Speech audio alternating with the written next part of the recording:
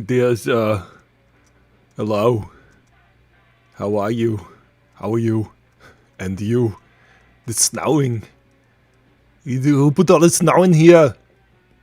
It was me. It was I. I put all the snow in here. It was me.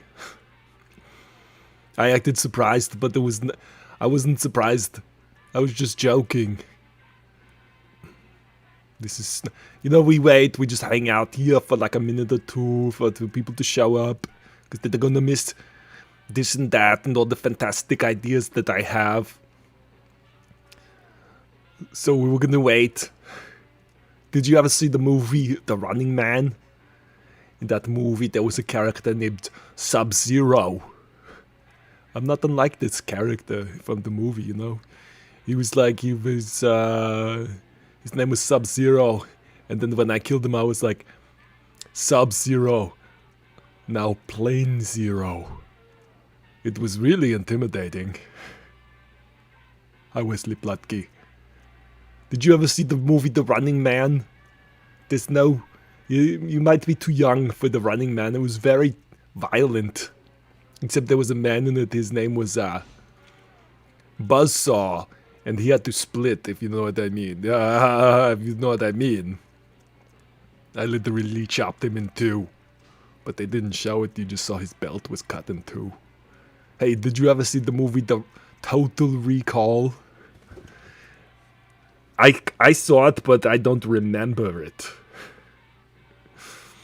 Wesley, did you remember the part in The Running Man when I said, I'll be back? And then Richard Dawson said, only in the rerun. Little did he know that I would come back to get him. I got him. I seem almost superhuman. But I have this ice ray gun now that I can make snow with. You ever make snow? What are you doing here, Freeze? Oh, Batman, I did not expect you here. What are you talking about? This is my bat cave. This is where I reside. I'm a bat. I actually sleep upside down, hanging from my feet. The floor is covered in guano. How did you not know that this was not my residence? I don't know. That is the Terminator. I look like the Terminator, don't I? No, you look like Mr. Freeze to me. Okay, Batman. Hi, Jen. How are you? Nice to see you. Listen, people are really tired of that pun. Good golly. You guys are so lame. Why do you always show up and try to, ruin our party, Batwoman? Yeah, Batwoman. Can't you see that we're having a discussion? Yeah, but it's not that interesting. It was totally interesting. Did you ever see the movie The Running Man? Yeah. It wasn't as good as Total Recall, though. What are you talking about? All of my movies are good. All of my movies are equally fantastic. No. Do you remember that movie you did called Jingle All the Way? It is one of the greatest Christmas movies ever made. Well, I'd have to disagree with that. It did have Anakin Skywalker in it, though. Were you talking about Batman? You're wearing a Christmas hat. You must like it. You need to like my movies. All of my movies. Do you remember that movie you did called Red Heat? Yeah, that was the greatest movie where I played an Austrian with a Russian accent. You never seen that before? Yeah, it was intolerable, interminable. Interminatable. Yeah, you saw the Terminator, yeah? I saw every single Terminator there is. And you're in every single one of them somehow. Your images, at least. Remember in Terminator Salvation, you were in that for like a second? Yeah, that was fantastic. Yeah, my son was Anakin Skywalker. Now this, he said that like this. Now this is pod racing, he said when I got him his toy. He wanted the Mr. Excellent toy. Do you think there are enough people here to start the show? No! There's never enough people here to start the show. Your accent seems to be getting thicker and thicker as we go. That's fantastic. It seems you've been in America for at least 50 years now. Yeah. Why isn't your accent any better? Because he's not the galaxy's greatest detective. Well, I'm the world's greatest detective, but you're not the galaxy's greatest detective. I'm the galaxy's greatest detective. She's kind of good. She's actually fantastic. She's excellent. She's excellent. Excellent. Turbo Man. That's the guy who was Turbo Man. I'm Turbo Man. Maybe I should get the jetpack, like the Mandalorian. You should get a mandolin, like the Mandalorian. Yeah, he's getting good at it, you know. I heard him the other day. He was playing Losing My Religion. It's basically the only pop song featuring the mandolin, unless it's bluegrass. Do you want to start the show? Who wants to start the show? I want to start the show. Oh, good golly, Bane. How did you get so big? I grew. I was working on this the whole time. Aristotle needs to drink more coffee so that he can do my voice better. Bane, the size of your head is incredibly disproportionate to the size of your body. What's going on here? Well, Batman, you should be one to talk. My head is perfectly proportional for an adult human male. Well, then, what about the snow inside your Batcave? Oh, that's Mr. Freeze's fault. That's Mr. Freeze's fault. Oh, hey everybody. What's up? I'm Aristotle, Full Throttle. We started the show. This is it. We've started. We've begun. We did like a 7-minute intro. That was crazy, guys. So much introduction. I don't know. I watch it just the same as you every day. I'm like, what are they talking about? What are they up to this time? Those guys and their hijinks, their tomfoolery, their shenanigans, their silliness, their fun and games, they're horsing around. Grogu, Grogu looked like Batman. What do you think, Grogu? Grogu looked like Batman to me. Don't you tell Batman. Let's go check out them. No. Oh, you seem to have caught us. We were just dancing. We were just having a party with Bane, but Grogu, I'm every Batman. Remember that? I'm every Batman. You're not me. You're not Batman, but I'm also Batwoman. That doesn't make any sense. It will. Why does Grogu have sunglasses? Is this a riddle? Grogu, why does Grogu have sunglasses? So, cause the future's so bright. Because the show is so illuminous. Illuminating. Illuminous? Is that a word? The show belongs to the Illuminati. It looks like I'm looking at the comments, see? When I read them, I changed my eye line, so when I read the comments, it looks like I'm like looking down at the comments, see? That's some 3D stuff right there, guys. You can't top that. That's high tech. That's high tech. That is the top level of technology that we've achieved in the United States and here in America and here also in North America, the United States of America. USA, USB. Guys, what's the best streaming service? What is the best streaming service? Disney Plus, probably. No. What do you look for in a streaming service? That's what we're talking about today. You guys can also donate to the ACLU. You can always donate to the ACLU. Subscribe. Please subscribe. Please like and share. Do those things. In fact, do those things right now. Do like at least one like and one share.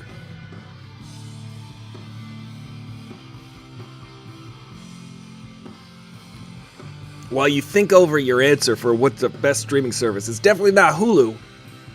Hulu is just like, you could pay $5.99 or $7.99 or $29.99 or $59.99 or $100.99. It's like, wait a minute, why don't I just get cable?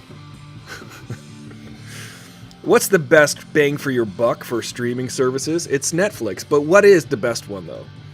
Disney Plus, probably. I don't know. I like Disney Plus because it's got like a lot of movies that I can rewatch. It's got all the Star Wars movies. I love to rewatch. Hulu is the absolute worst. This is what I read right here. Hulu is the worst. I agree.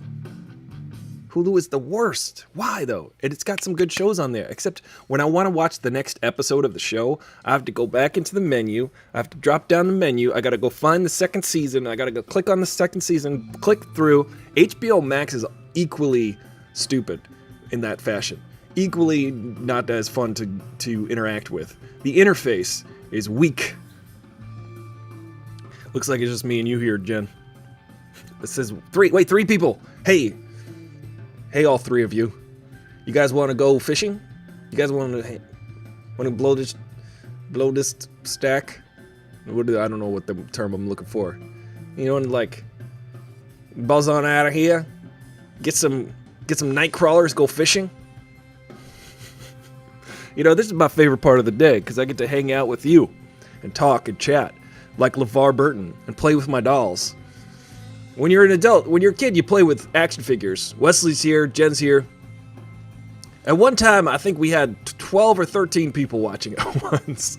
Maybe even more. Some people come and go. I notice that people pop in, say hi, and then they leave, which is fine also. Blow this popsicle stand. Well, thank you for being here. What's your favorite streaming service? That's what we're talking about today. That is the subject of the day. And I gotta tell you, I got some gripes with HBO Max. I've got a bone to pick with Hulu. Except Netflix seems to be pretty consistent. However, it's got so much content that I can't stop clicking through it. I just click through it. I just click through Netflix and then I'm like, well, I'm done clicking. Let me go to bed now. I think I've clicked as much as I could. My thumb hurts. I'm tired. I need a snack. I looked at all of the thumbnails. They were beautiful. You know, the best part about being a set photographer is the thumbnails that you look at, those are set photos. I'm a set photographer generally by trade when they're filming things here in Los Angeles. I'm a photographer. I take pictures. I go to movie sets and I'm on a movie set with, you know, whoever, famous people, some could be famous people, just actors in general. When I'm not acting myself on a set, which is often, I'm often not acting on a set, I work on movies, and you can go check out my IMDb. I worked on 40 movies, 50 movies, and the best part about being a set photographer is people don't realize that the photos that I'm taking on set are the photos that you're clicking on the Netflix or on the Hulu. Those are the pictures that I take, the poster. People don't realize that that's actually a job that someone has to have. Like, they pay me to go to the set to take that picture that you click on, basically. So, you know, if you look at thumbnails, let's see. You know what I'm talking about. Thumbnails on streaming services. Very rarely is it an actual still from the movie. You can't really print out a still from a movie. You know? So, anyway, that's a little bit of insight into my life and my work. The movie poster, the movie thumbnail, that's what you're clicking on. That's what I like to look at. Some of them are really intriguing. Netflix says John Mulaney, and that is enough to make it good. John Mulaney is a very funny man. He's very funny comedy specials. He's always very, You know, John Mulaney inspired the pitch meetings. Do you guys watch pitch meetings on YouTube? They're one of my favorite things to watch.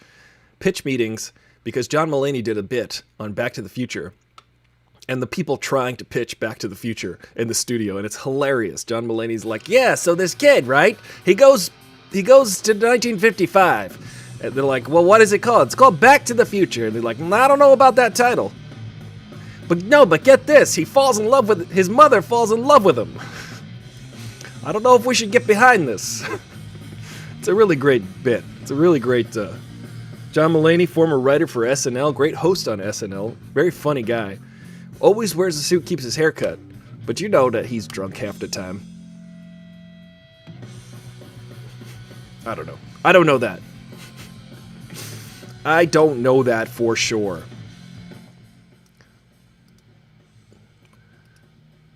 Grogu.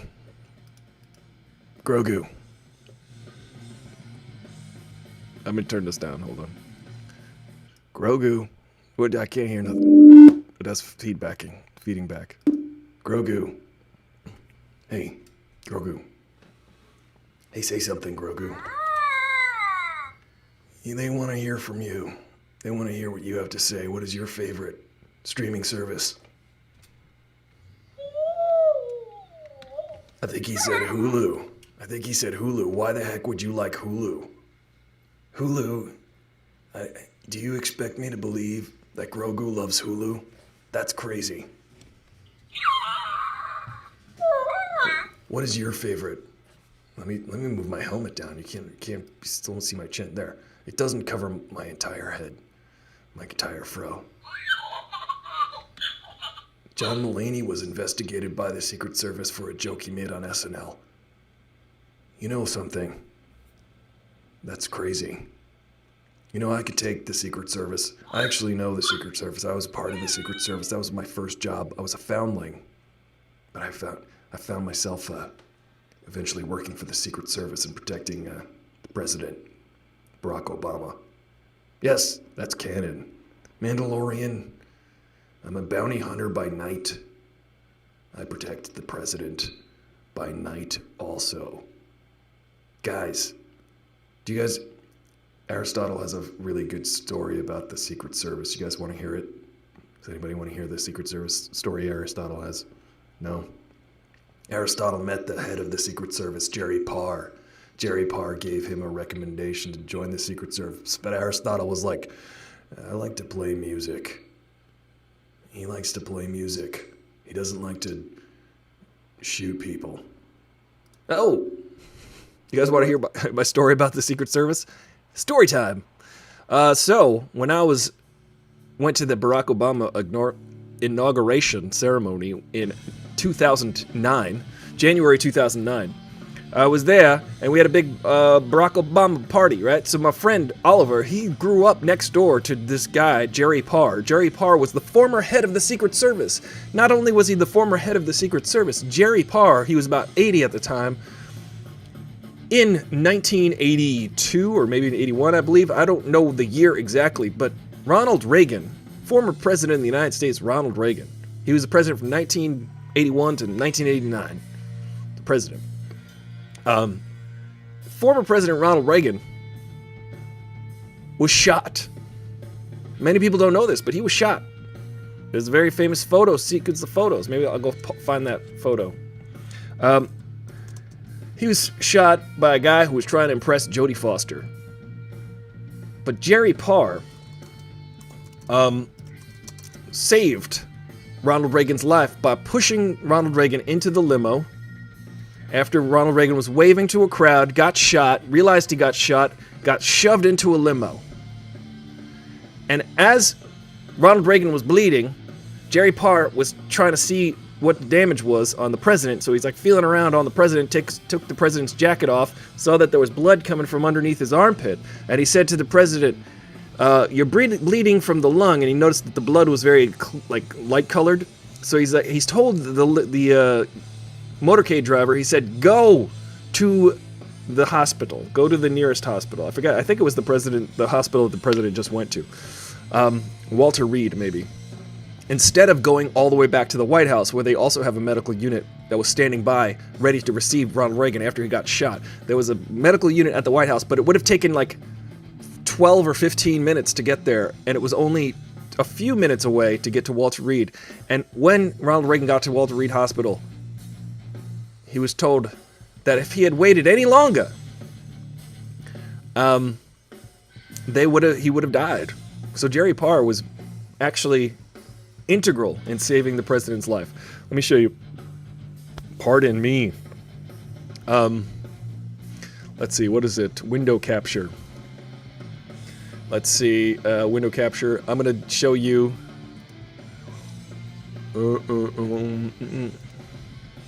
There you go. I spelled Ronald wrong, but you got it. You guys get the picture. All right. No, I spelled Ronald right. But that was Jerry Parr. I'll just float this around here. I got to meet him. It was really cool. So there's Ronald Reagan waving. And then Jerry Parr saved his life. Look at that. Look at that conviction on his face. He pushed Reagan into the limo. Jerry put himself in harm's way to protect Ronnie. And I'm forever grateful. Nancy Reagan. Let's see. So that's pretty neat. So I got to meet Jerry Parr because he was at the inauguration party that my friend Oliver's mother threw, because they were direct neighbors. They were next door neighbors. So when I walked up to Jerry Parr, I said, "Hey, Jerry Parr, it's not every day that you meet a national hero." And then we became best friends ever since. And then we talked about it. And he told me all about that day, that fateful day. And he said that on the day that Kennedy was shot, to this day he would call the guy who saved Jackie Onassis. The two of them were the only Secret Service people who ever were the head of the Secret Service during an attempt and an actual successful taking of the president's life. I didn't want to say execution, because that's just too literal. I'll show you my picture with me and Jerry Parr. I have it. It's story time. That's what I like about the show. You just do whatever you want. You just do whatever you want, right? You tell everybody, don't get Hulu, get HBO Max, maybe. But HBO Max has got like a problem with its interface. I don't like the problem with the interface. Where's my albums? Let's see. Maybe it's in here. Maybe it's in here. Nope. In here. Oh, there's my picture of Ebert. Oh, here we go. Inauguration 2009. I'm going to show you guys my picture of me and Jerry Parr. Why isn't it not here?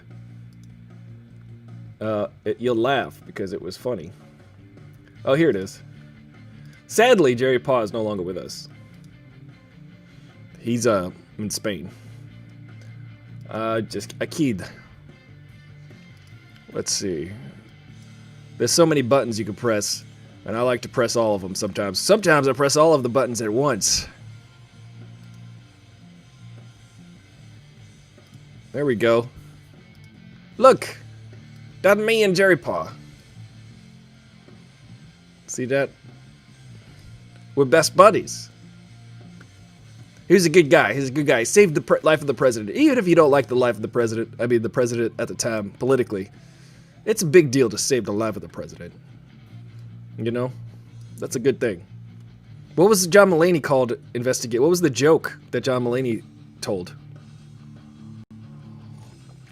Never mind what I'm wearing. Never mind what I'm wearing. Actually, mind it. We had this idea back in the day with the band that if we wore suits and ties and played heavy rock music, people would be confused enough to pay attention. That was the idea anyway. So we would walk into a place all wearing like suits and ties and then like jump around and do flying split kicks and rock it out. And people would be like, I cannot reconcile the way you guys look with the sound of the music that's coming out of your instruments. We liked that. We thought that was hilarious. Jen, someone should be my friend in Discord. Well, I wonder. I always wonder what... But the cool thing about Jerry Parr, me and Jerry Parr, the cool thing about him was that he would keep asking if I wanted to join the Secret Service.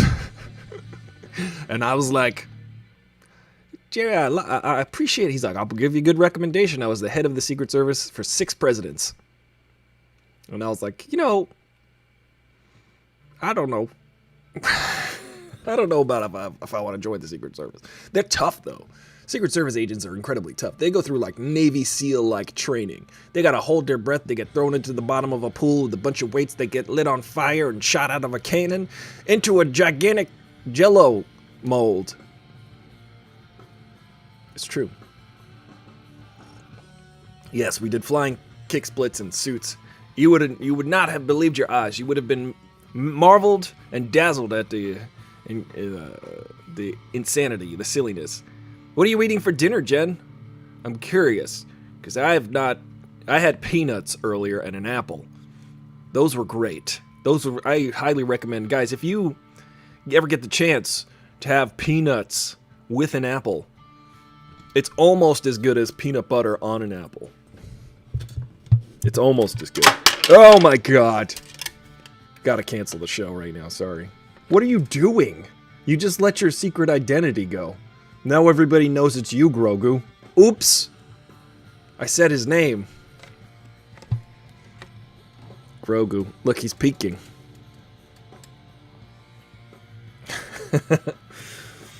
You got chased by Secret Service agents at the Capitol. Yeah, well, I don't blame them for it, to be honest. If I saw you, I would be like, get that guy! He's up to no good. Go, that guy right there. Something fishy.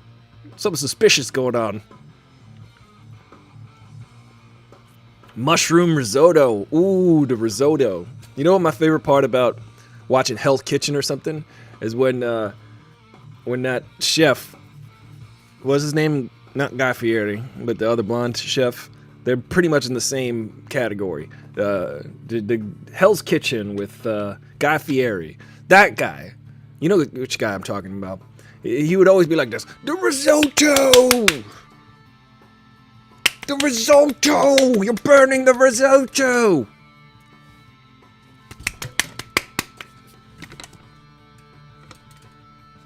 He would always be like that. The risotto! By the way, mushroom risotto sounds amazing. I would like a piece. Can I just get a piece? Just one risotto. A risotti. Just a single... Dave Ramsey, that's it. Gordon. Flash Gordon Ramsey. Uh-oh, sounds like we've got a new character. Flash Gordon Ramsey. Uh-oh. Let me see if I can Google that if it's already existing. Flash Gordon Ramsey. Flash Gordon Ramsey Street. Gordon. Who names their kids Gordon? Same people who named their kid Gladys. Alright. Flash Gordon Ramsey. It looks like there's already somebody already thought of it, of course. But, they didn't come up with it. He's the all-American British cook. I don't know. I'm making up. What would Flash Gordon Ramsay do? What would he even do? Just yell at everybody. Ming! The risotto! Ming! The mushroom risotto! From the top of his head, from the top of his fro to the bottom of his risottos.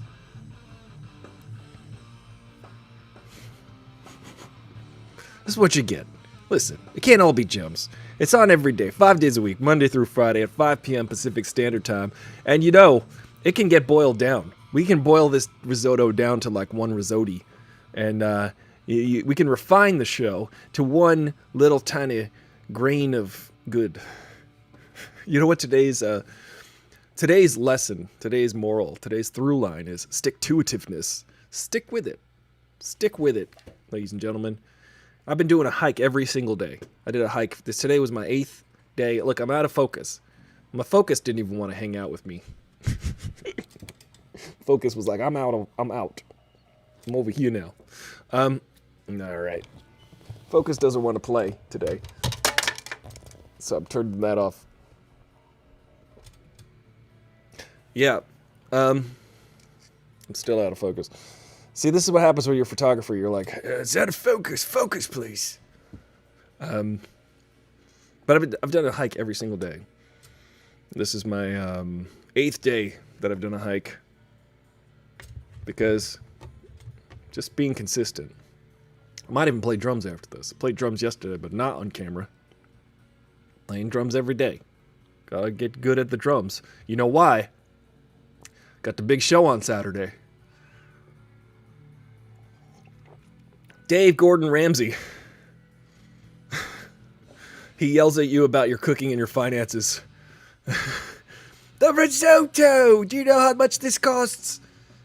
This is not in our risotto budget! Mushrooms? You crazy? They better not be truffles. You'll put us in the poorhouse. Let's turn the focus back on, see if my camera recognizes me. Yeah, there it goes. Ange and I are playing again later if you want to get bored of the drums. My strategy for December, I just might actually, depends on my energy levels. I'm realizing that drinking coffee at 5 p.m. is not the greatest suggestion. But I do it anyway, because I want to be on, I want to be energized, I want to be filled with ideas for you guys. I want to be entertaining enough for you guys to stick with it. Stick to it, right? Stick-to-itiveness. That's the lesson today, right? Yeah. Stick to the groove. What do you mean? Don't you hear the beat? It's got a nice beat, and I can dance to it. You guys have no rhythm whatsoever.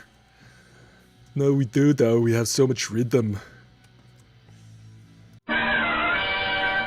Sadly, none of them had rhythm. None of them even had any semblance of pitch. They did not understand the complexities and the intricacies of music, for they have listened to disco, and only disco. Disco, perhaps the worst movement in all of music, besides polka. But that is neither here nor there, as I reside in this cave of forgotten dreams, inside the belly of the rock biter. I'm the classic rock biter. From the never-ending story. You guys ever seen a never-ending story? What do you mean disco was the worst, man? I'm gonna take some Tums and get rid of my indigestible Werner Herzog that's inside my belly, which is also the cave of forgotten dreams. Come on, man, there was some good disco. KC and the Sunshine Band, man. That's classic.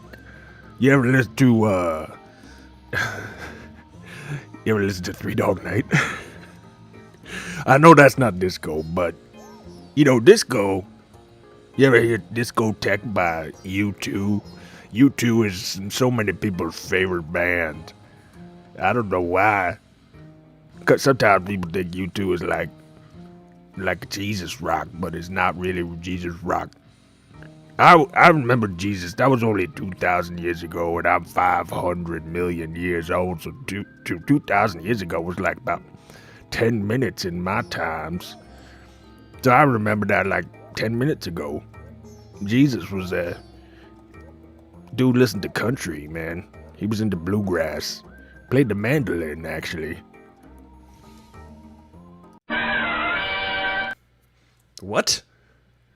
You learn something new every day, and you also forget two things, though. That's what we learned on the show. This show, you learn something new every show, except you forget two things that you knew for sure, for certain. Look, my camera does not recognize me. I'm waiting for it to recognize me. Hey, camera, this is what I look like. Remember? Yeah, there we go.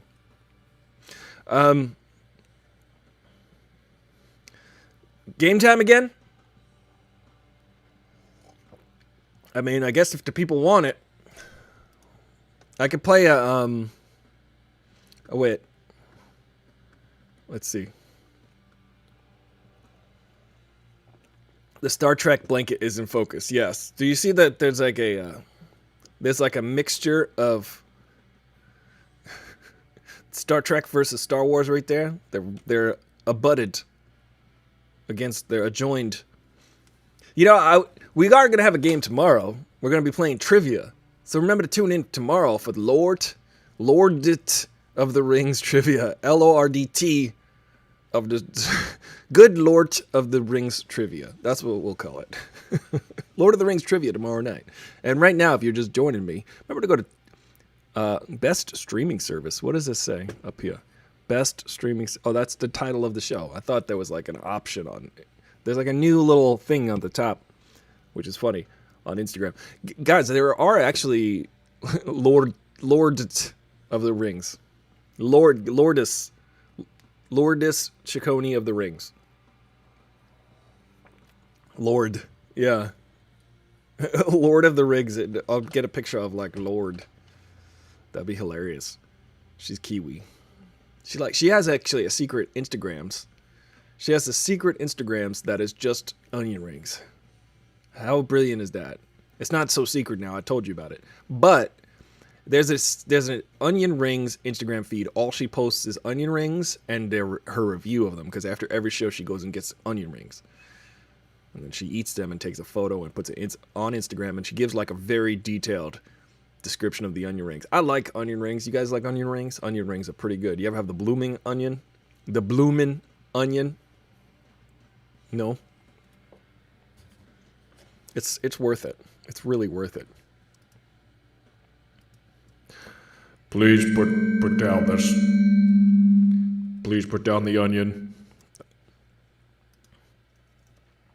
Please put down the onion.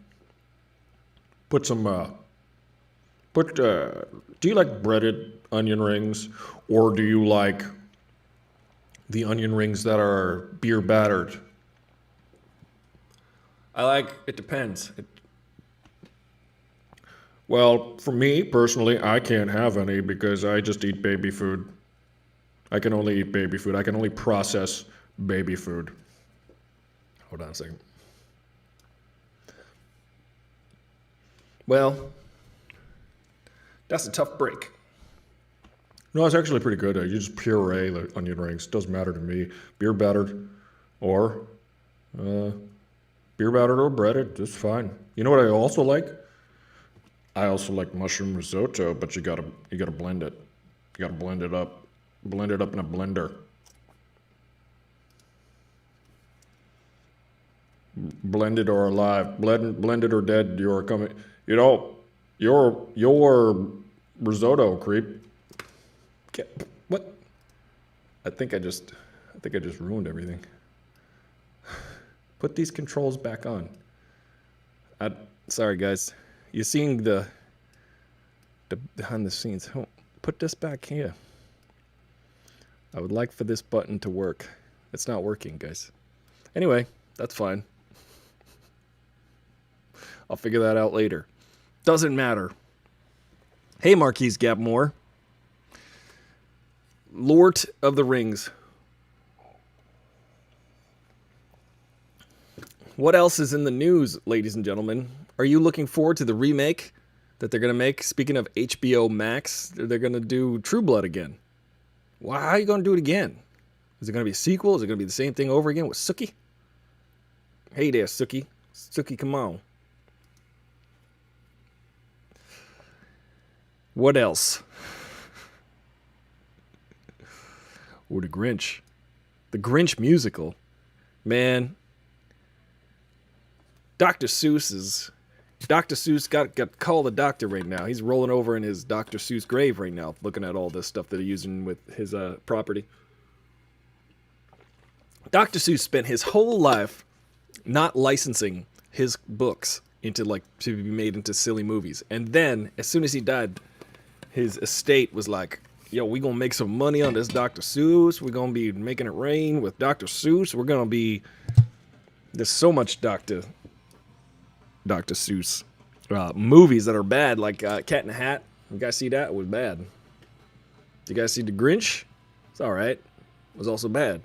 The best one is How the Grinch Stole Christmas, the animated one from the 60s, which I might just watch right after this. And then crawl into bed and sleep for 22 hours.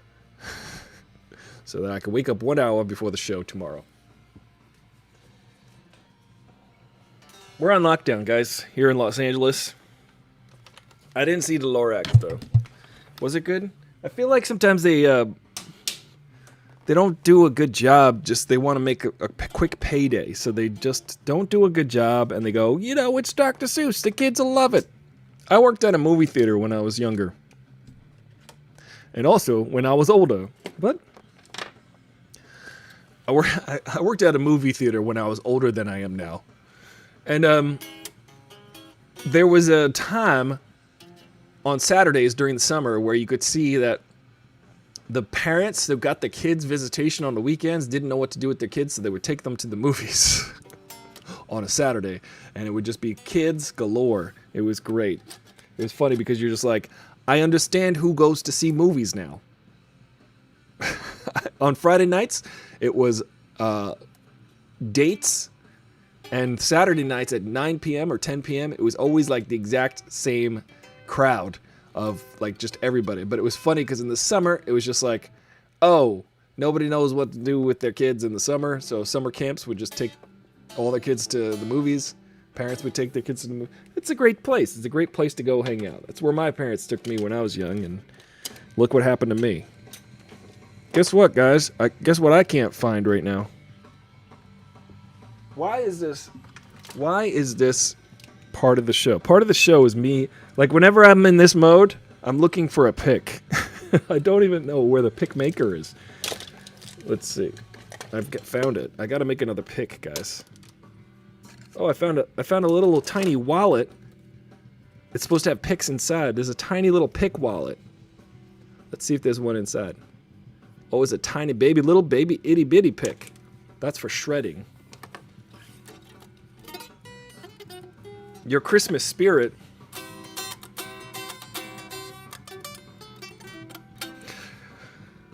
I have a bone to pick about the blue magic in The Mandalorian. The blue magic, I didn't like it. When Baby Yoda sits on that rock and then all the blue magic shoots up out of him, I didn't like it. You know why? I'm mad at it. I'm mad at The Mandalorian for bringing blue magic into the Star Wars canon. The live-action Star Wars canon. Now there's like you sit on a rock and all of this blue lightning shoots out of you into the sky, which is a crazy trope that we've seen repeatedly in the last 10 years with movies where there's a light beam that shoots up into the sky. Now, in the last episode of The Mandalorian, they were totally guilty of that. It was a light beam, a blue light beam that shoots up into the sky. The Force is not a laser beam. The Force surrounds us, and it's the energy that binds everything. The rock, the tree, that. I didn't like it. I don't like it.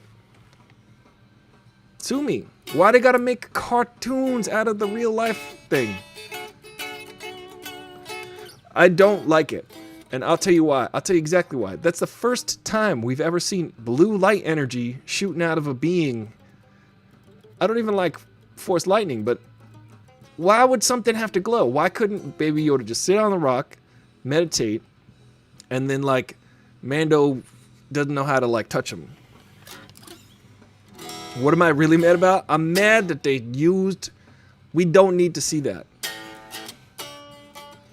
We don't need to see blue magic energy. I'm mad that they're making magical powers out of the Force when it's just a thing. It's just the thing that you can access. It's not a magical light beam. It's making me angry. It's making me so angry. I don't like it. It's not a magical laser beam. It's just like you think about it. You could go like this. Things can happen. You can move things with your mind. You could do stuff. But why does Baby Grogu gotta shoot like laser blues out of him? That doesn't make any sense to me. You guys think I'm upset? No one else is mad about this? No one else is upset? I'm mad about it. I don't like it. I'm gonna call Dave Filoni. I actually know someone who knows him. I'm mutual friends with Dave Filoni. My friends actually posted a bunch of pictures of them at the Skywalker Ranch because they know Dave Filoni.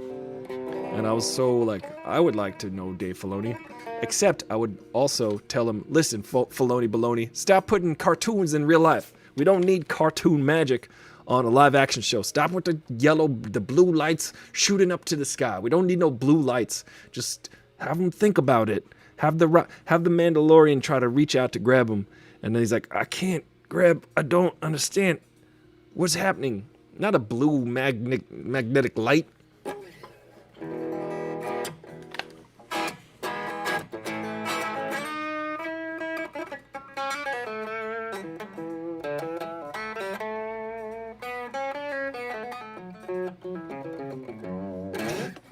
I feel like they were trying to show the Force for effects. I know, you don't need to, though. That's the thing. Did Yoda sit in the swamp and shoot a blue laser out of his hand to lift the X-Wing out of the swamp? No. He just concentrated. He was like this. Concentrated. You don't... the blue light energy. Stop it. Stop it, Star Wars. I'm really mad about this. It's controversial. No one else is as bad as me about this. But I'm gonna call them. I'm gonna say, you ruined it, Star Wars, for me. This is the moment that it got ruined for me. I stuck with it through all the prequels and all the sequels, even the holiday special. But once you shot blue light out of Baby Yoda, I was like, I don't get it. Why has it got to be magical like this? It's magic? No, the Force is not magic. Can we stop saying the Force is magic?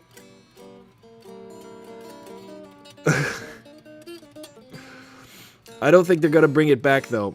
They're not. It's unfortunate, Will Be Gaming 30. It's unfortunate. I think that we're all losing out. We're all being cheated as an audience because the Force is misunderstood, and I'm the only one who understands it. Am I right, baby Batman Grogu? Baby Batman Grogu is it? There we go. He's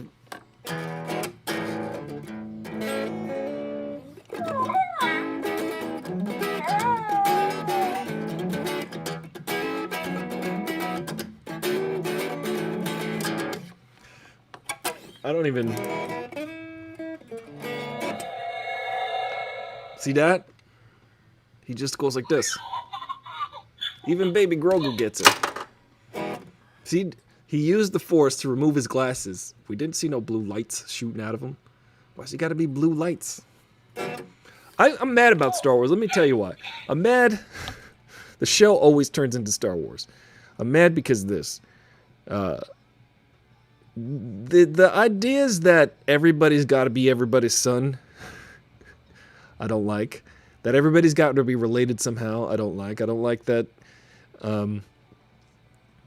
that there's so many blue ghosts. The blue ghost was kind of like a one-time deal with, and then they kind of punctuated it with Anakin and Yoda standing next to Obi-Wan in the end of Return of the Jedi, but now everybody's like, I'm a blue ghost. No, I'm a blue ghost too. I talked about this yesterday. Nobody ever dies in Star Wars. Nobody ever dies. Everybody comes back some way or another. Obi-Wan, dead, not dead. Anakin, blue ghost. Yoda, blue ghost.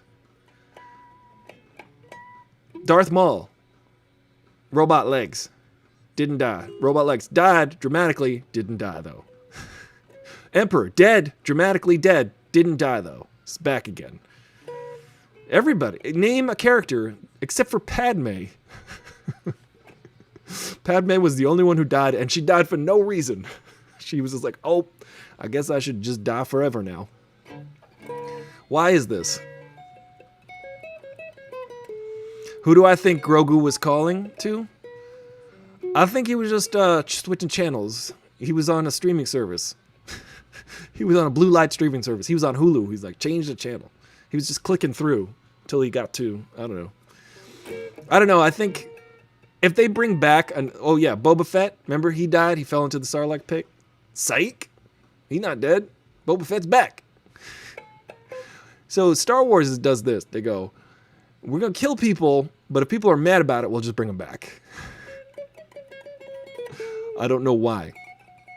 But who do I think he was calling to for real? If it's going to be like Mace Windu or somebody, it's got to be someone we know, right? If Grogu's sitting on a rock and they're building this big thing up and he's calling out to a Jedi, it's got to be somebody that we know already. Who survived? Who's alive now? Princess Leia? Luke Skywalker? Remember Han Solo died in Star Wars Episode 7, but somehow he was also in Star Wars Episode 9? Dead, not dead. He's a vision. He's a memory. Doesn't matter, guys. Nobody dies in Star Wars. I'm mad about it.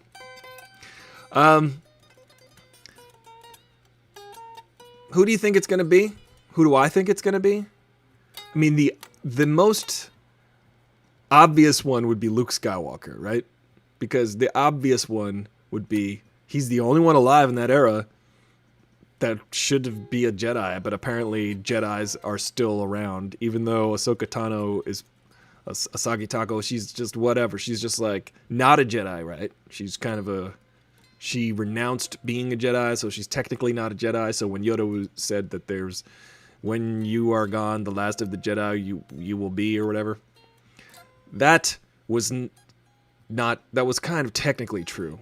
Except for no, there is another. How many Jedi are just lurking about?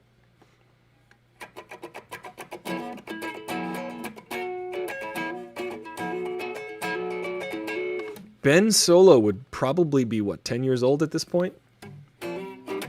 Or 5. I think it's 5 years after Jedi. What do you guys think? Do you want to see Luke Skywalker in the series? Do you want to see him played by Sebastian Stan, who would be the exact age he should be? Basically 40 or so, or 35, 40. So, do we want to just see all of the characters that we like in their prime doing the thing that they like to do? Do we, though? I don't know. I have gripes. I feel like a lot of the times the whole point of Star Wars is missed by Star Wars itself. Not that I should know more about Star Wars, but I don't think it's about magic, magical beam force powers, magical beams.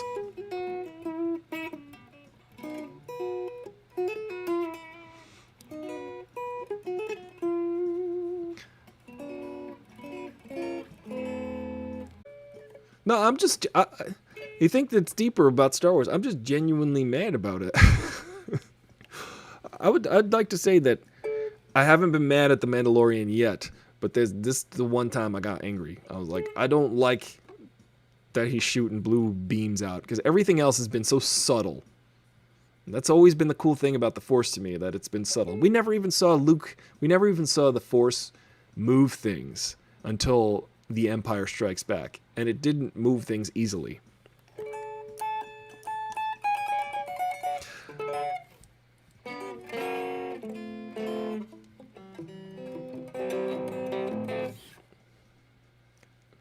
I'm trying to think of a song to play, but I can't think. I'm trying to think, but nothing happens. Hey, Sheer Confessions. Guys, remember on the Instagram, you can participate in the fundraiser for the ACLU every day. We've raised hundreds of dollars for the ACLU. Yeah, I haven't been mad until this moment. This is the moment that the Mandalorian has made me angry. I'm like, don't shoot blue lasers. Because the Mandalorian is kind of just... Think about it this way. In Rogue One, when our friend was said, I'm with the Force and the Force is with me. I'm with the Force and the Force is with me. And he was kind of going around just believing in the Force, and he was still able to fight off all of those stormtroopers and whatnot and dodge all the bullets. Because he believed in himself. He didn't shoot blue lasers from his body. He believed in himself. The only movies that shoot blue lasers are those silly ones that don't get that the Force is just a thing that exists around you.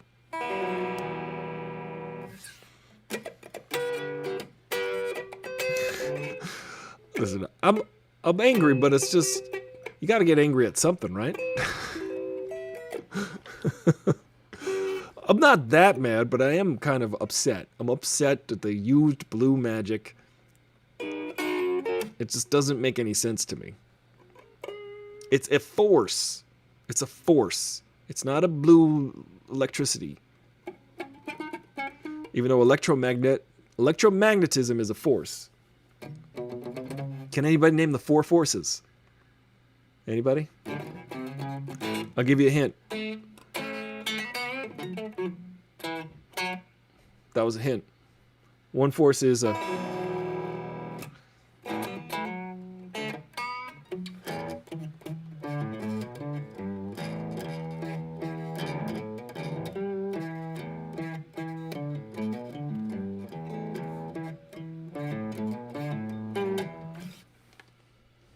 You know that song? Nobody? I'll play a song before we go. How about that?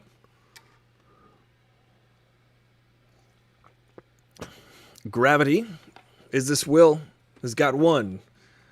Can you name the other three? Will, you named half of a force just now when you said magnetism.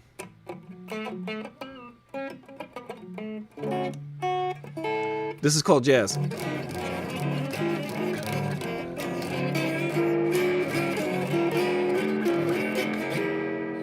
That's jazz. How'd it sound? Why am I the only one mad about Baby Grogu shooting blue lasers up to the sky? No one else is mad about that? That's right. Electromagnetism, which is powering this guitar right now.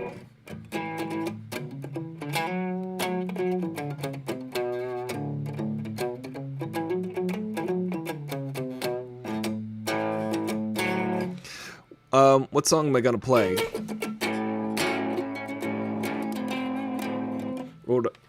Do you guys remember? Do you guys remember this one?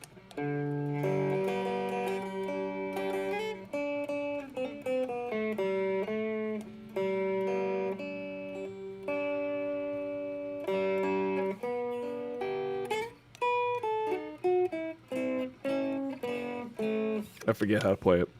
I did an arrangement of that song. My favorite Christmas song. Electromagnetism. He didn't shoot it. The temple rock shot it. His spirit was amplified.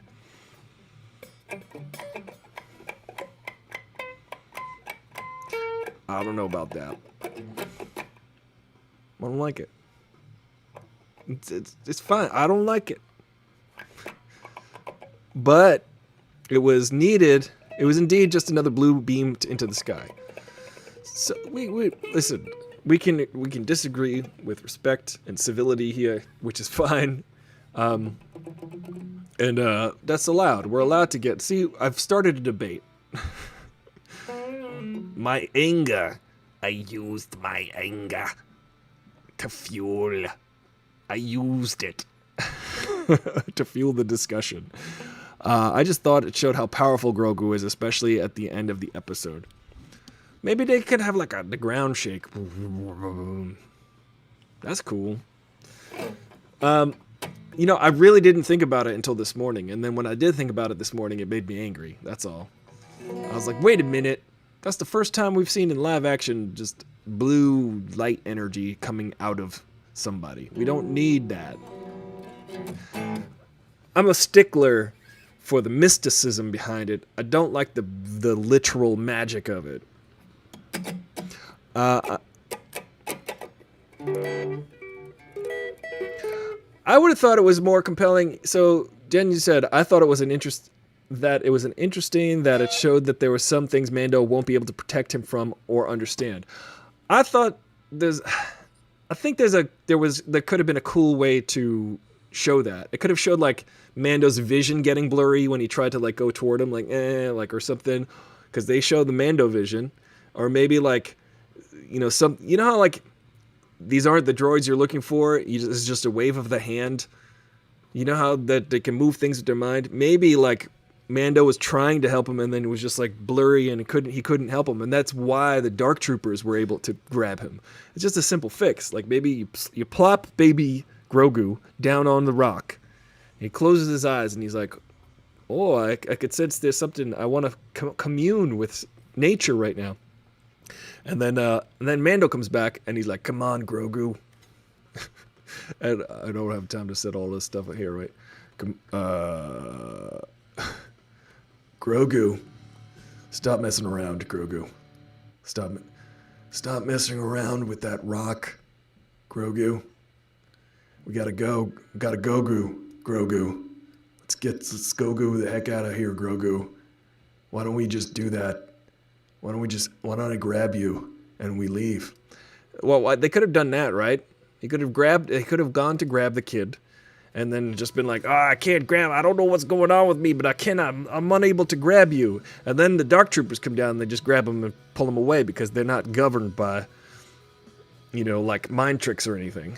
So, or are they? Are the Dark Troopers biological, or are they just pure droids?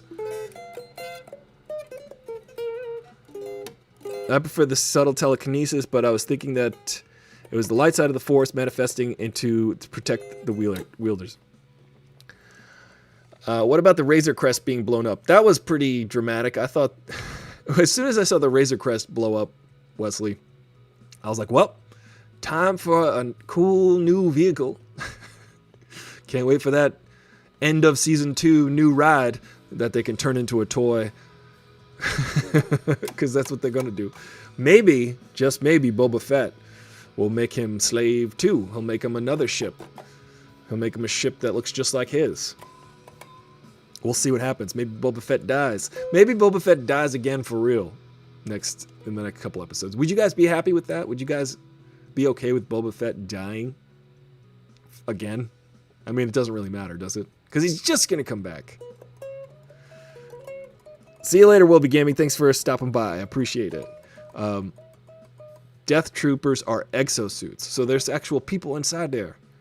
They're kind of like Beatles, like the actual Beatles. Remember the Beatles?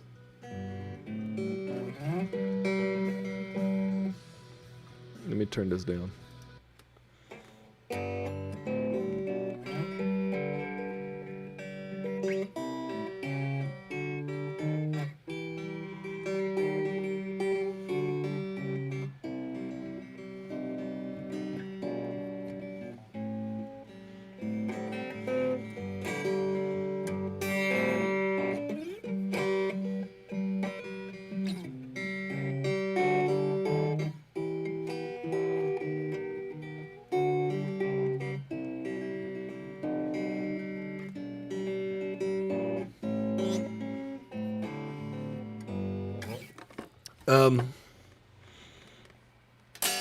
That's a good song.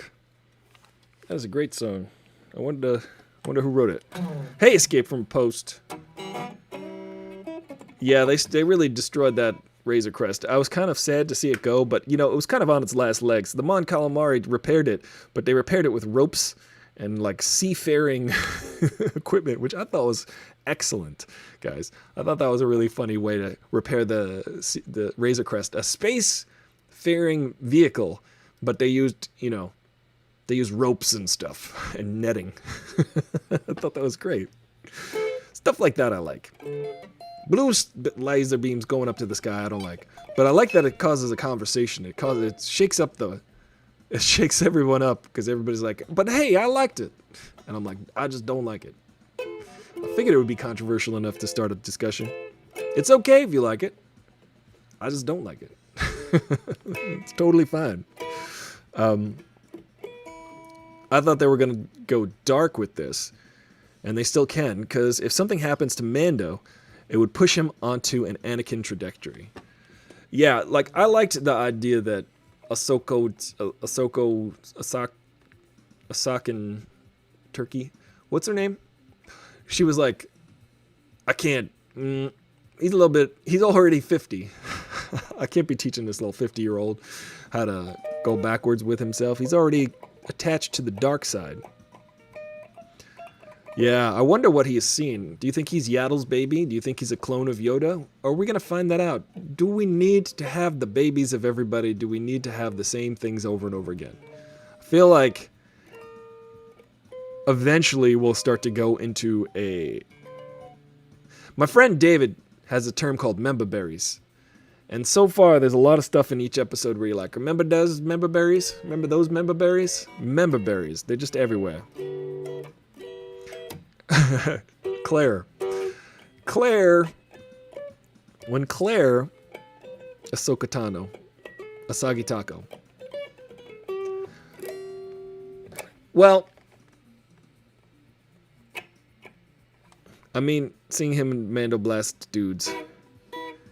I liked watching Boba Fett be Boba Fett, but that, there's a payoff to it. But there was no setup for him to be alive, I guess, unless you watched the animated series cartoons. You would say there was no setup for him to be alive. he fell into the Sarlacc pit and got burped. But I like that they didn't explain how he survived it. That's fine. Every now and then, it's okay. I feel like it's okay. Every now and then, you got Boba Fett surviving the Sarlacc. Sure. He fell in. The Sarlacc, from evidence, burped. So maybe he got shot in the stomach. Maybe as soon as Boba Fett fell in there, he shot his knee cannons off. And then the Sarlacc burped. Hasta la vista. Wait, hold on. Sorry. Hasta la vista, Wesley. I think that it's interesting that there's just no characters that have died ever in Star Wars. Name a character that's died. If Mace Windu comes back, I'm going to shoot myself in the eyeball with a purple lightsaber. Apparently, yeah, they're the only families in the universe. There could just be... Jen, think about it. You're reading Dune.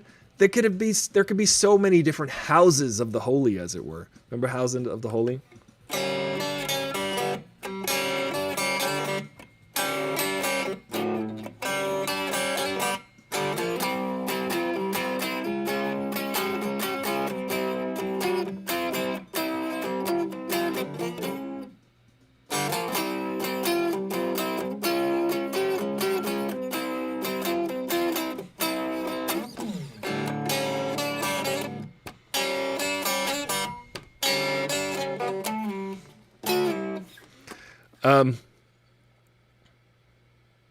Anyway, they could have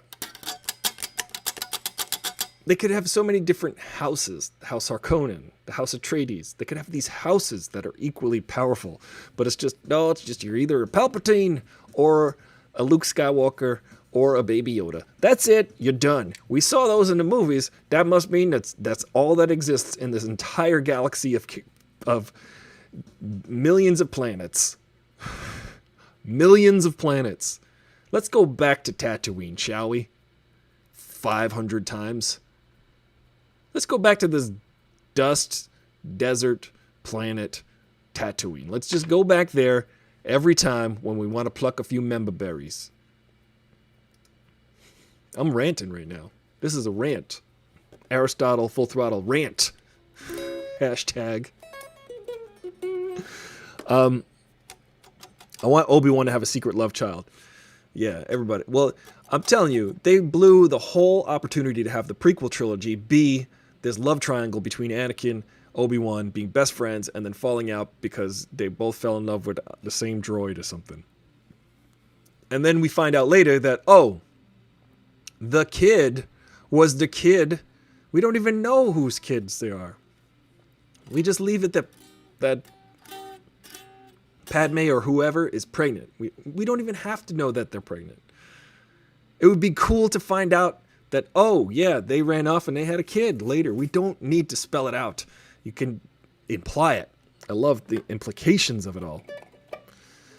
And then they could have had this falling out between Obi-Wan and Anakin because of the love interest or whoever. And then their kid could have been like, is Luke their kid? What? And it turns out, Leia was their kid all the whole time. How did the heck did Leia become the... See, if we don't know these things, it's so much more fun. That's what I feel like anyway.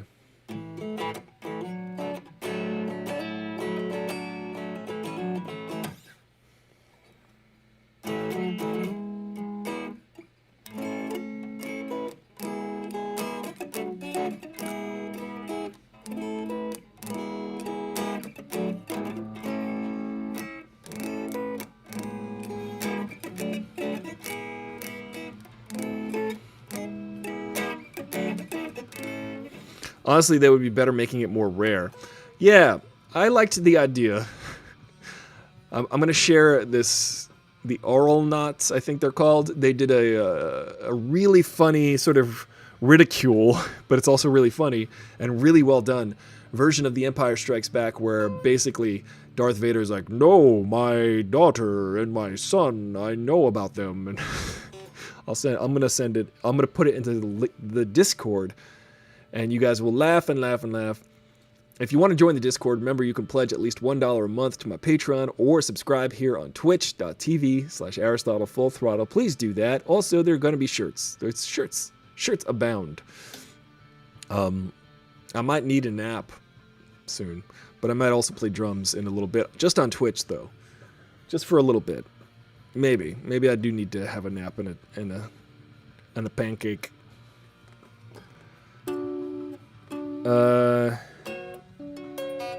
Because I feel like being in love shouldn't be against the Jedi Code. Right. Well, that should be the thing. It's like, that's why the Jedi Code should fall apart. Because the Jedi Code is like, no attachments. Well, is that really a good thing to think? I was like, how are we going to even care if you guys can't love anything? Like, how are we going to even care? But I get that's why, Anakin falls to the dark side, because he falls in love with whatever. And he hungers for power. For power. Yeah, I think it should be super rare. Also, I think the Jedi should have been super rare. I didn't get why they just all spun their laser swords around all the time. Listen, I think that Star Wars Episode 2 is the worst, but now I actually think that Star Wars Episode 9 is the absolute worst. But Star Wars Episode 2, that battle on Geonosis when they're in the arena and they're just spinning their lightsabers around, it is the most visual, explosive diarrhea I've ever seen on film. It's just a bunch of lightsabers going, and it's just like this. There's no stakes. I don't care about it. It looks like a laser light show. I don't know who's fighting who. It's just a bunch of lightsabers spinning around. I have strong opinions about this. I think it really just gets away from the idea. There's a dude on the internet. I forget. I think it's Star Wars Theory, guys. And I watch Star Wars Theory. I'm a fan. I suggest you subscribe to Star Wars Theory also. But listen, I made fun of it because this dude raised $100,000 to make his own version of Star Wars, and I watched the first episode of his version of Star Wars, and it was only this for 10 minutes. It was Darth Vader and the Emperor quarreling, and then just constantly shooting each other with Force lightning. It was like, no, you will die, and you will die, and then I will kill you. No, no, no, no. You will die. And I was like, wow, this is exactly what a 10-year-old would think Star Wars was. If they could make it. I found it a waste of money. I was like, all it is to you is Force lightning and Darth Vader with his lightsaber. That's what Star Wars was to this guy. And I'm like, okay, to each their own. To each their own Star Wars. For me, just give me a good story. Stop shooting lasers at each other. Stop shooting blue lasers up to the sky. In theory, Jedihood is a priesthood, vow of celibacy. Prequels were unprecedented, so there was a large margin for error. 7 through 9 has no excuse. Completely agree. At least we can agree on that, Will. And with that, you gotta stick to it. I could totally agree with you on that. The prequels were unprecedented in the sense that it was like, wow, we're gonna get all new Star Wars from the creator himself. He's gonna write and direct them, even though he wrote and directed the only the 1977 one. But let's see. We'll be gaming 30. Let me go back to what. Did I miss a question? Just remember to subscribe. Remember to like and share. Please do that, because otherwise, otherwise it's just me and Grogu. Just me, Grogu, and you every day. So we were going to get the prequels with the creator of Star Wars himself, who made arguably, not the most entertaining, but George Lucas is a genius for creating Star Wars. He is also a genius, even though he made the prequels, because there's some great ideas in there. It's just poorly executed. But 7 through 9, absolutely 100% had no excuse. They've had 40 years to make sequels to what we saw from 40 years ago. They had 40 years to think about that. They the time. Even George Lucas's idea, if you guys research what George Lucas originally had thought up for the sequel trilogy, totally different ideas. Like, insanely further down the rabbit hole of what Star Wars to George Lucas is, which is a lot more and a lot more encompassing than what, when it changes hands, people just go, you will die. Like, they just take away that one trope. They take away that one action of the Emperor shooting Darth Vader with Force lightning. And to them, that's all of Star Wars. But to George Lucas, the creator, it's so much further, deeper, and you might not agree with it. You may not like what he had in store, but it was going to be like this microcosmic world of the Wills and the midichlorians, and it was just going to be like this really crazy odyssey. According to George Lucas, the sequel trilogy was going to be a crazy odyssey into the microcosmos, because he's George Lucas and it has a way more active and vivid imagination than anybody who has taken the property and tried to make anything good of it. They've only ever run it into the ground, except for The Mandalorian. Blue lights into the sky notwithstanding. Is it true that Lucas is coming back to Star Wars universe to save it? David Harden asks on Instagram. Well, interesting that you asked that, because I feel like he hangs closely with Filoni and Favreau. I think he hangs really closely with Filoni and Favreau to make sure that... I think those two guys, Filoni and Favreau, who are writing and directing these Mandalorian episodes, and Filoni is like the head of the whole animation cartoon department, so he is like making sure George is still happy. They kind of do everything with George in mind, and they keep him close. They keep him close by. He's usually... There's a lot of behind the scenes footage where George Lucas is just hanging out on set of The Mandalorian, because they know that he's the papa, he's the big daddy, he's the guy who came up with the ideas for Star Wars and everything. So they go, hey George, what do you think about this? What do you think about this? You are the granddaddy-o. What's inside your mind grapes is genius wine. Thought pancakes. I didn't love the blue magic lights, but it didn't get under my skin like it did for Aristotle. Just today it got under my skin. Just for today, because I was like, what is the most controversial statement I can make? Lucas is for sure involved in The Mandalorian. He's in constant talk with Favreau and Filoni. Escape from Post, I get the sense that that's going on. I really do. The picture of him, Baby Yoda, a while ago was actually during the shoot for The Jedi. Oh, interesting. Yeah, The Jedi was the episode with Ahsoka Sagitako. That was the episode before last. So, remember, every Friday here on Aristotle Full Throttle, we have a watch party at 6:30 p.m. Pacific Standard Time immediately following the show. Right now, we're watching The Mandalorian, so come hang out with us this Friday and watch The Mandalorian with us at 6:30 p.m. Pacific Standard Time on the Discord. And the way you get onto the Discord is you just subscribe on Twitch.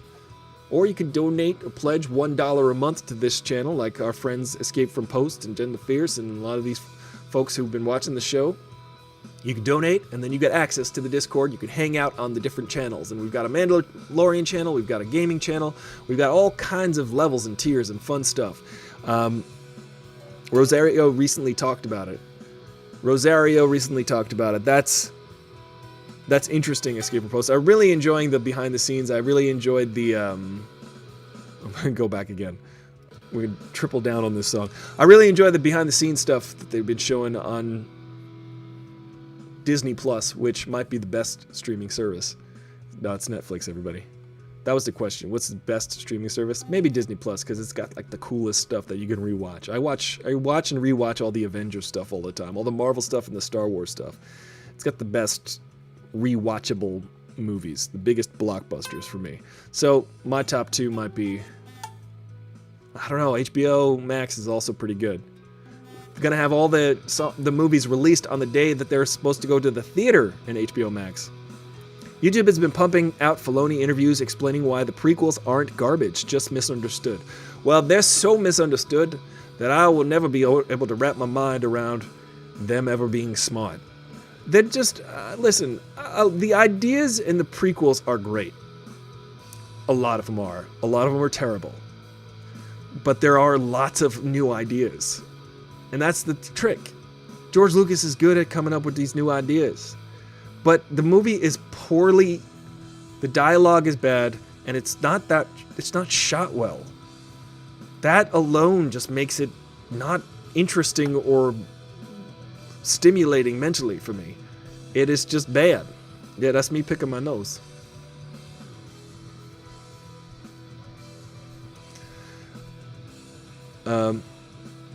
Season 2 of the Gallery season comes out Christmas Day. Oh, nice. I'm excited. You know what I'm going to be doing Christmas Day? Watching Wonder Woman and Season 2 of the Gallery series, because I'm going to be here in my room, in my box, talking to you. Just think of me as a Tamagotchi pet. Pledge to the Patreon and think of me as your Tamagotchi. Gotta keep me alive.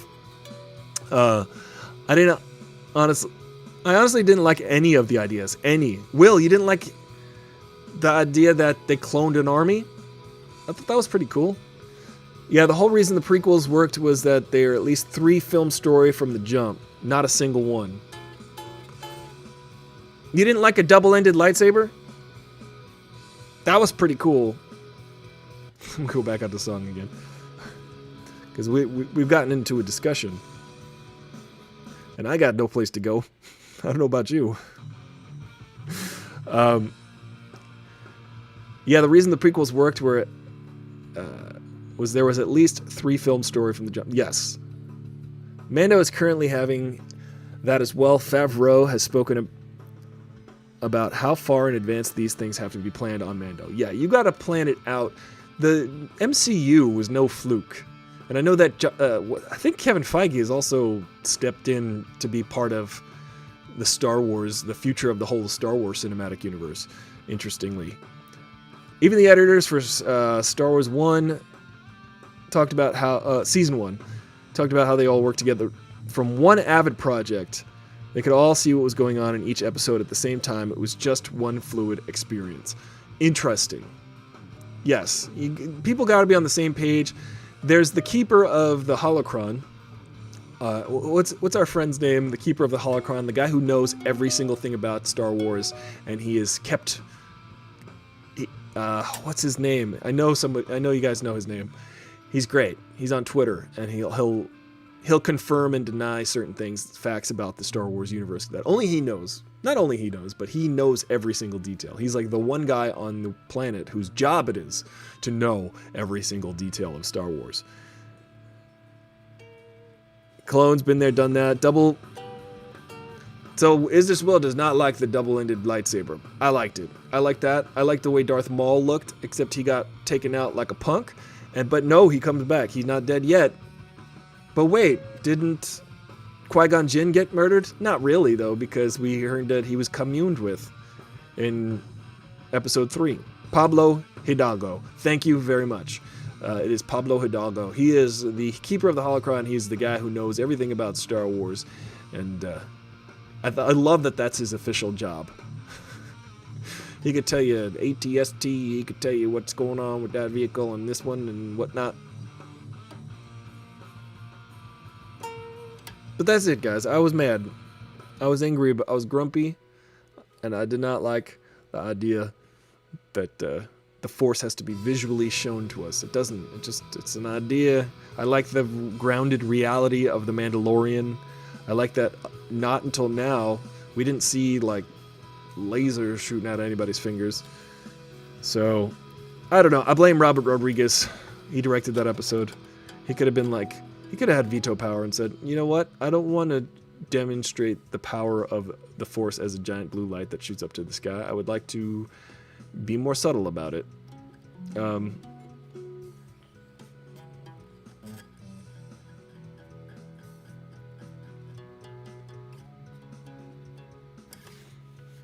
Yoda Force punking the Imperial... Yeah, that was hilarious. See, I like that. I liked Yoda, Baby Yoda... You're Force punking the Imperial Guards. Oh, right, yeah. That was rad. You're talking about the prequels when Yoda... Yes, so that's a good idea. When Yoda walks into the room and the Imperial Guards, the highest trained guards in all of Star Wars that can, that we saw all get taken out in Episode 8. He walks in and he straight up just... The two guards just smash together and fall over. It was just nothing to him. It was nothing to him. And that was a good demonstration to me of Yoda's powers, was that he could just go like that and you get crushed. He's got mastery over his environment. He's got mastery. There was no blue lasers shooting out of him. But then when he pulled out the lightsaber, I said, put that lightsaber right through my brain, please, because I don't want to see this happen. Stop, Yoda. Yoda does not need a lightsaber. I'm going to put that Oral Knots video into... Uh-oh. My whole screen just disappeared for a second. I think it's the Oral Knots. Here, I'm going to find it. I'm going to drop the link in the chat right now, because it's hilarious. Let's see. Star Wars Reimagined. I think that's it. You guys can check out that link. I'll also drop it in the Mandalorian Discord server and whatnot. And this is how silly they kind of wrote themselves into a corner, I found. It's a little bit cynical, but I think it's more funny than anything because it makes a lot of sense. Well, guys, I think we did it. I think we... JK, that's not the style. Rodriguez is ridiculous. That's why I like him. I like Rodriguez. I've always liked Robert Rodriguez as director. I've always liked his sense of action, which is it's distinct. You know it's Robert Rodriguez when you're watching it. Like that scene where Shreve, what's her name? She jumps backwards. The sniper. She jumps backwards and in slow motion is flying backwards and then shoots. That was one of the coolest moments in all of The Mandalorian. And that is because of Robert Rodriguez being just visually an incredible storyteller.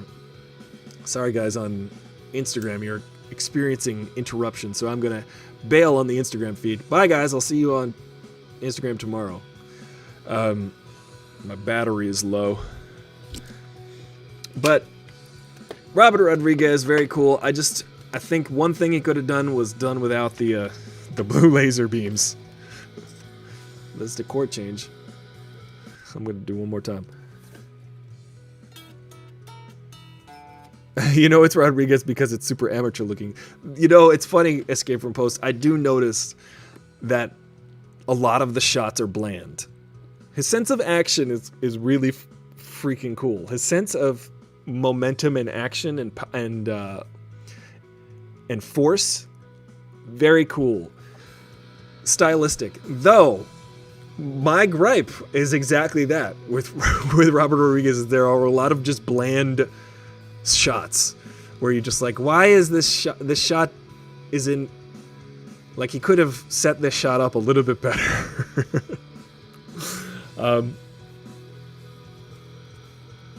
Agent May doing her thing. Ming Na for the win. Yeah. It did look Desperado-ish. Escape from Post, you gotta admit, the shot where Boba shot down the cruiser and then that cruiser crashed into the other cruiser with his missile, that was a good shot. Because he just turned back to the camera and he says, nice shot. And he says, I was aiming for the other one.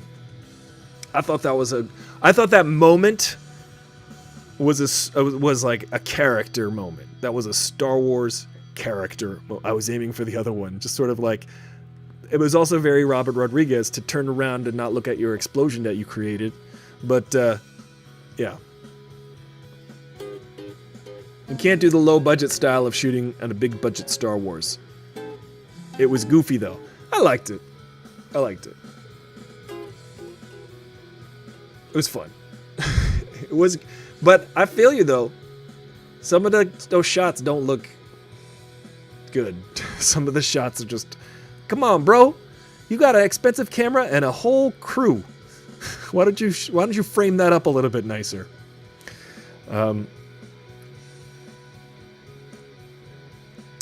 Yeah, Skip from Post has a strong opinion about it. I like the turning away from the explosion. There were moments that hit me awkwardly in this episode, especially the blue light beams. But I don't know. I didn't hate it. I didn't hate that. Cool guys don't look at explosions. Callback. I like it. Why not? Oh, the crotch revolver was next. You're invoking from dusk till dawn. But I've been doing this from dawn till dusk, and I've got to go, ladies and gentlemen. I should probably go eat a sandwich. But this discussion just got lively. No. Maybe I should hang out for like 5 more minutes. Let me start again. I literally got nowhere to go except for eat a sandwich. He had no regard for it. It all looked cheap as a result. On the other hand, the Empire stuff looks fine because it's all set and locked off. Yes, it's all set and locked off. Also, the volume makes it look pretty cool. Escape from Post. How cool, though, is that shot with Moff Gideon on the deck of the Imperial ship and having the volume around him projecting or at least displaying on the LEDs light speed, going through light speed. I thought that was really cool. I think it's really cool for actors to be able to look around and see that environment instead of try to imagine what it's like, because I've had to do that before. I've had to be on a stage for a VR thing where they were like, okay, now a tree is growing next to you. Okay, now now the sky is going to turn purple, and now and they're just shouting at me what's happening, and I'm having to act to it. Instead, when you've got the volume, which is like a 360-degree dome of LEDs that can project in real time everything around you and actually move in a parallax so that wherever you move the camera, everything sort of shifts so that it's accurate. I thought that was really cool. That was a really cool shot. Last season, I think it was the season finale or the one before it, when they're on the lava boat and they're able to kind of be on the volume and see everything moving around them. That's a game changer. It's a game changer. It's great. It's better than projected backgrounds because it's brighter and it looks more consistent, and you can move it in real time. You can add and subtract from the images. It's great. Mukbang. Grogu throwing troopers. That was pretty cool. I think it's funny, it comes up a lot as positive that the actors have stuff to look at, because when you hear them talk about it's more disorientating, you quickly give it can quickly give you vertigo.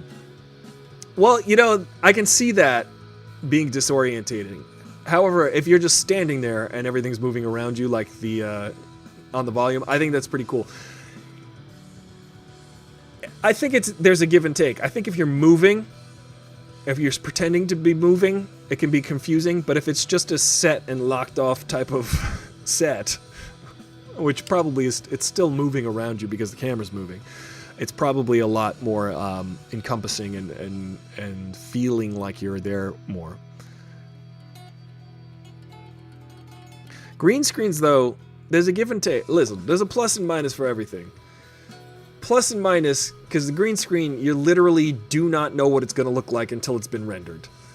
So they're describing to you what it's going to look like. Maybe they'll show you some animatics, maybe they'll show you some stuff, but you don't know what you're looking at until they decide later on in the finished product what you're looking at. Whereas you can literally show the actor, like, this is what it looks like. This is the planet you're on. This is the environment.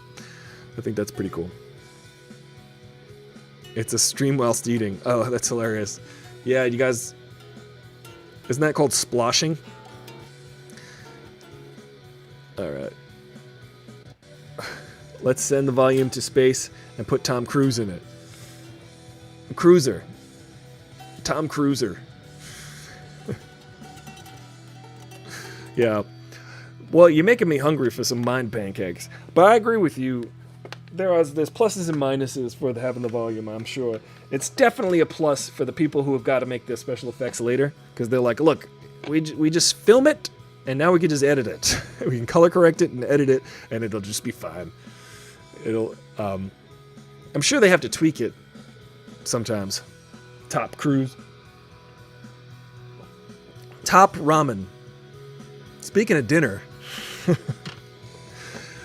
I'd like to thank you guys for joining and sticking to it. Sticking to the end with me. See, that was the lesson for today, was stick-to-itiveness. And I figured I'd hang out just a few more minutes to talk about this, because I know I was grumpy. I know I was upset. I was mad about it. But I'm happy to always talk about Star Wars, even though we were talking about streaming services. I might just hang out and watch some Star Wars later on tonight.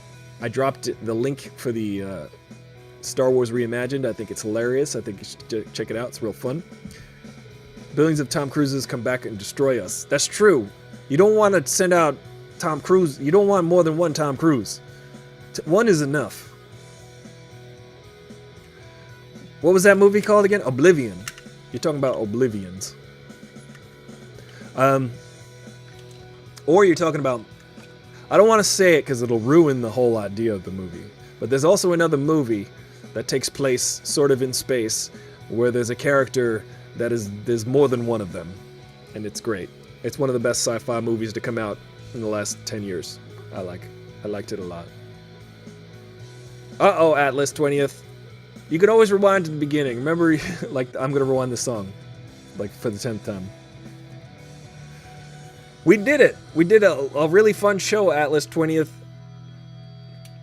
Should have been there. Tomorrow, though, come watch Lord of the Rings trivia. Good Lord of the Rings trivia. So, and on Fridays, Mando Watch Party.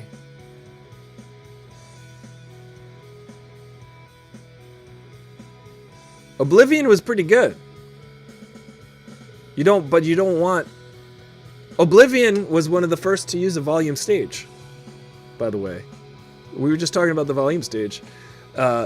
Oblivion was like the first movie, I think, to feature that type of technology where you're up in the sky and everything is just LED screens or projected images onto like sheets or something, so that when Tom Cruise is in that thing, he's actually looking out at real images.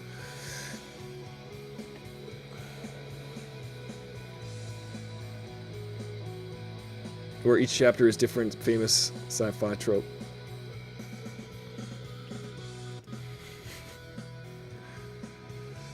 Well, I think I'm tapped out. I drank coffee for every meal today, so I had peanuts and an apple, so those were good. Now I'm gonna go have some dessert, some thought pancakes. But this has been a lively discussion. I always enjoy talking with you guys and hanging out at 5 p.m.